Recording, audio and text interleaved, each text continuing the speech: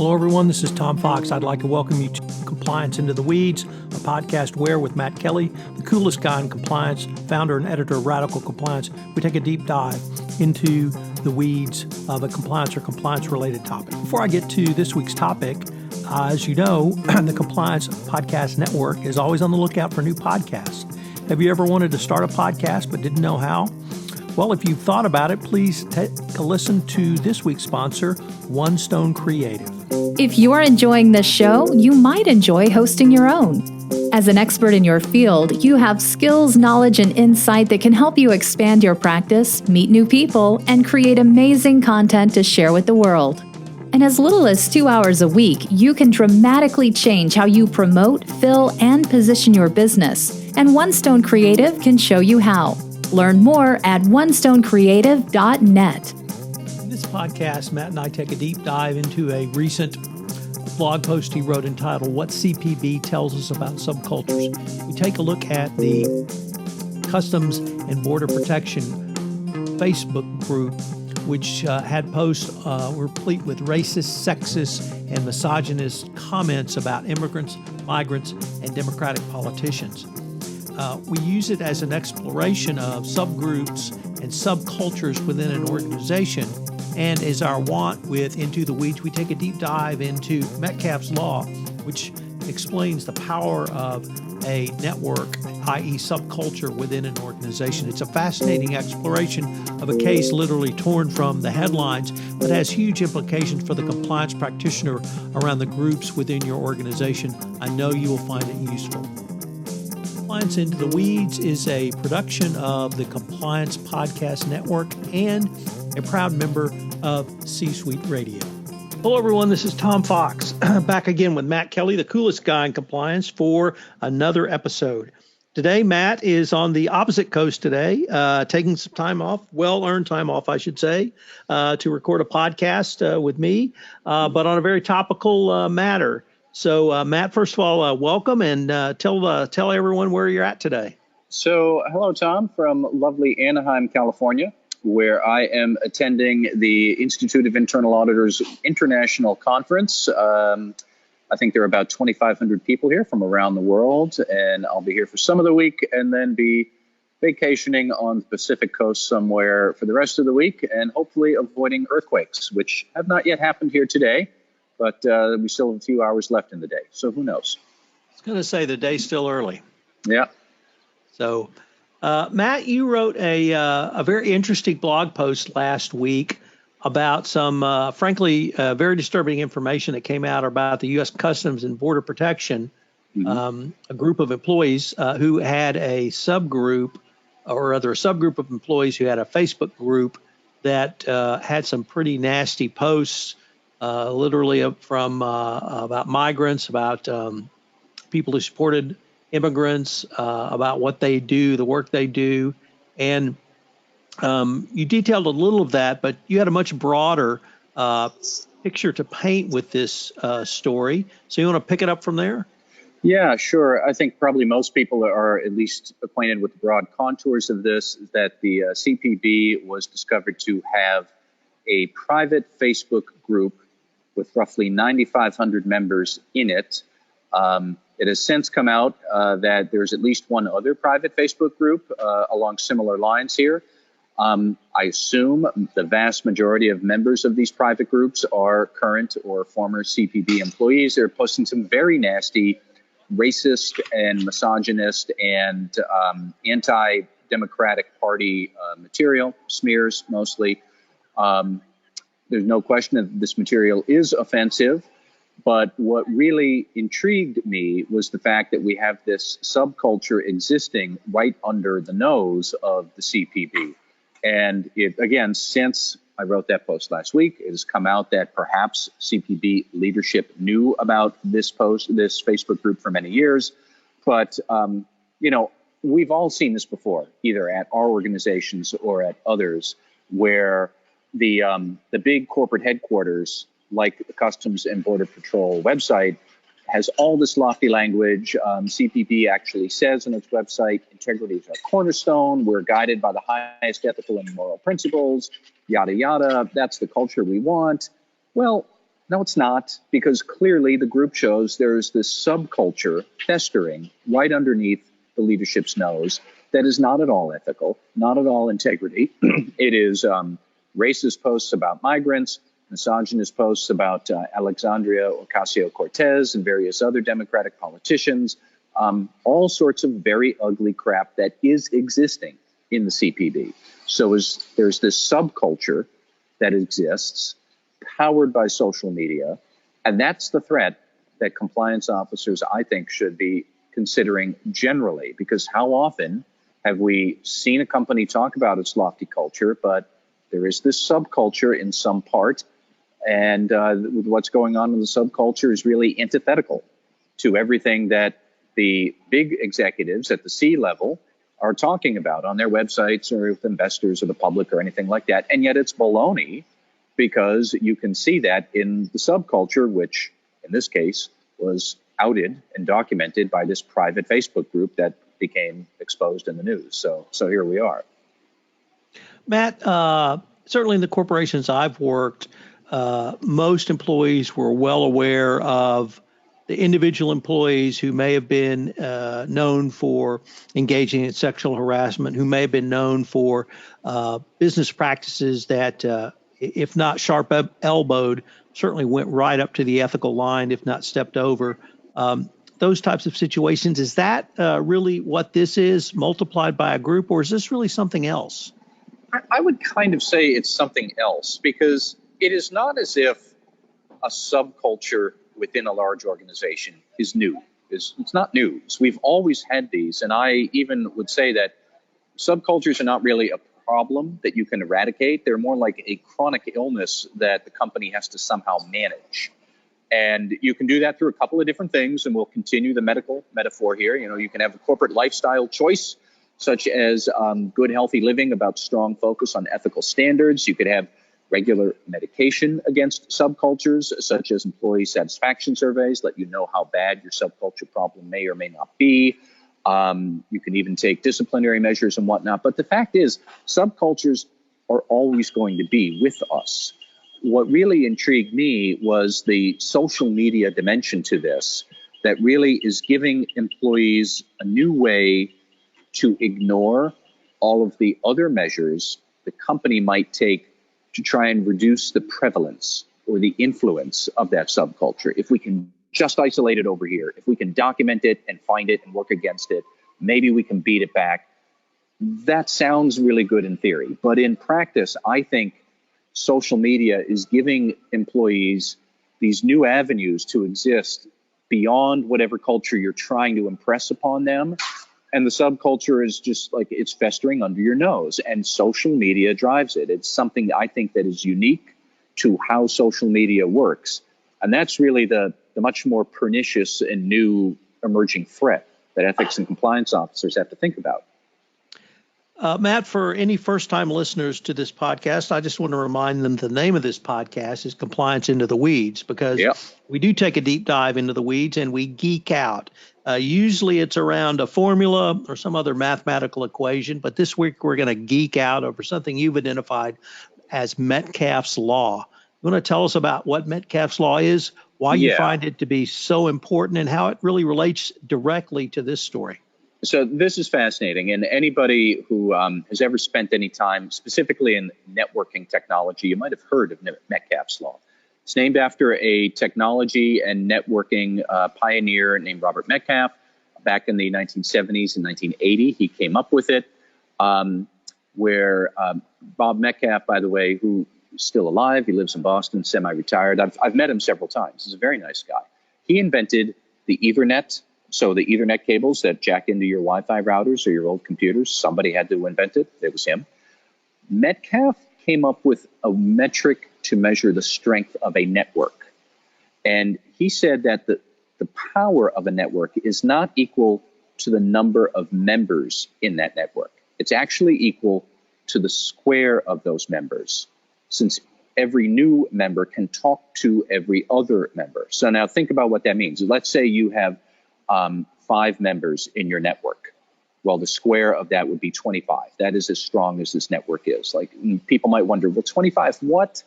We don't really know. It's more like that is just a relative measure. If you have five members in your network, then you have a strength of 25. But if you double that, if you go from 5 to 10 members, the strength of it goes from 25 to 100. 10 squared is 100. So you've doubled the number of people in the network, and you've quadrupled the strength of the network.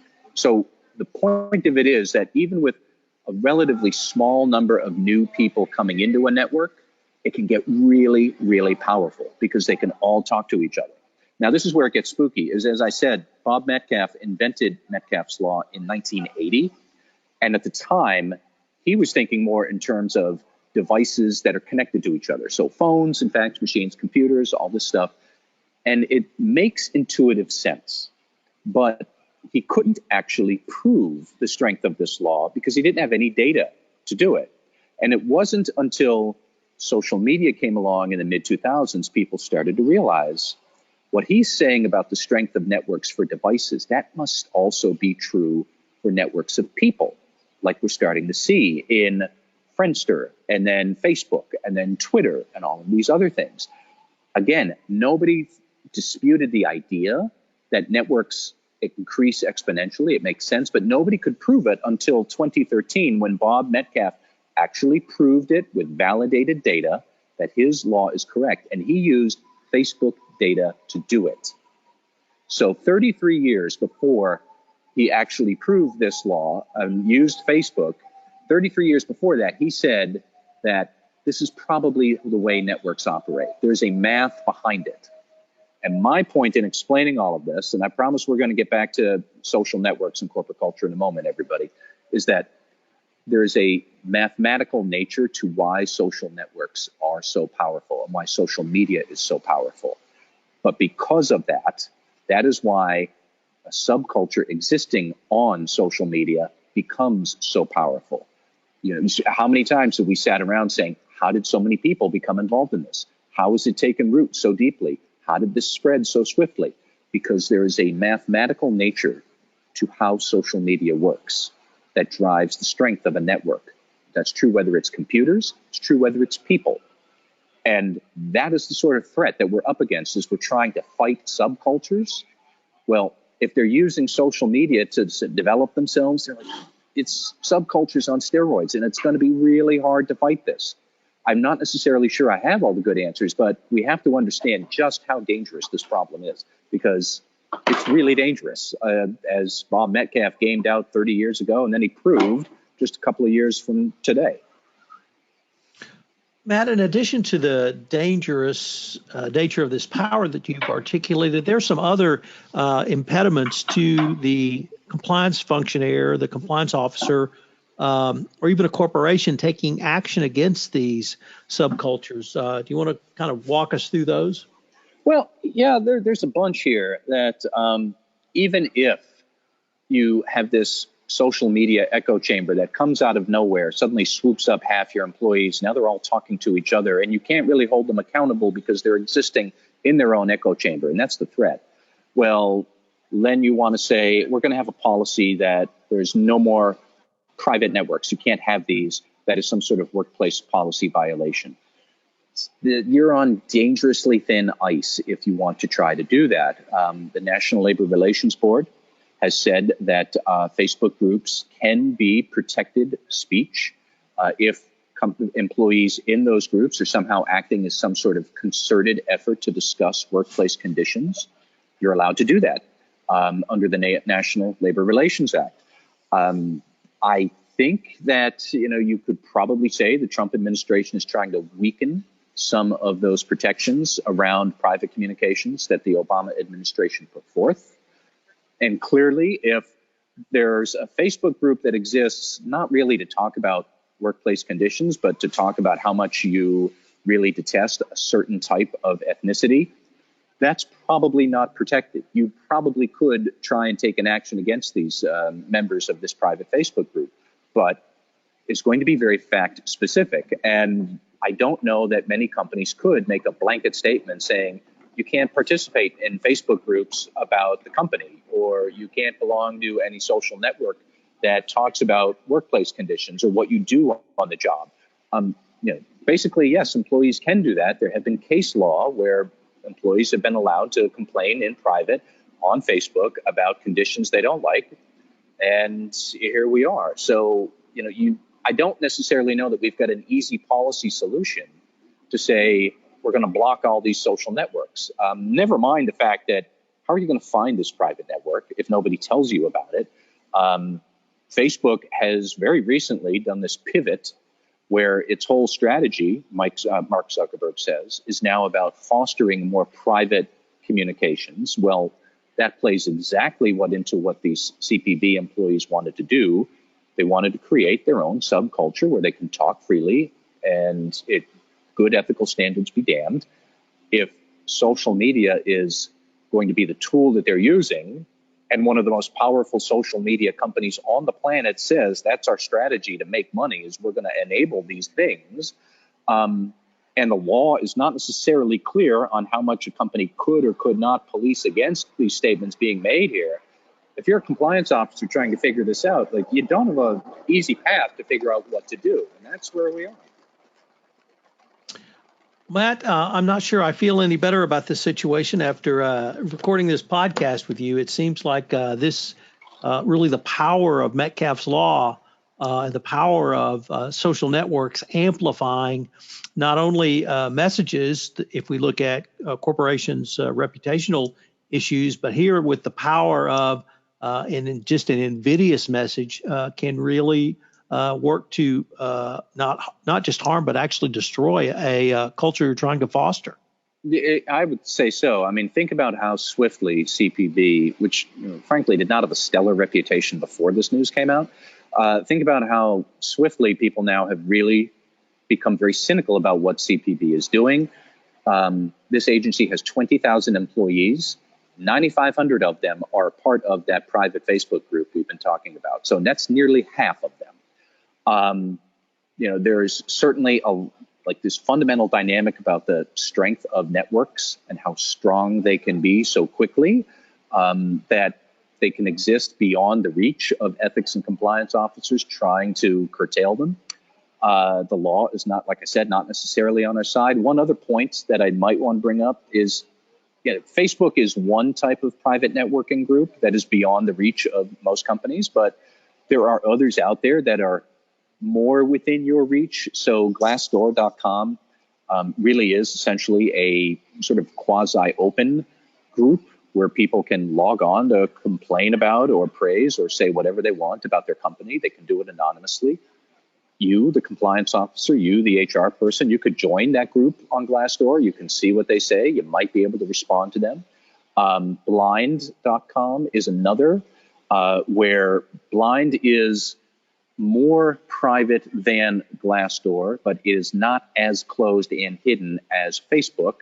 But Blind is one where once a certain threshold of employees sign up for it, I think it's about 200 or so, Blind will create a group where people can anonymously vent about their companies.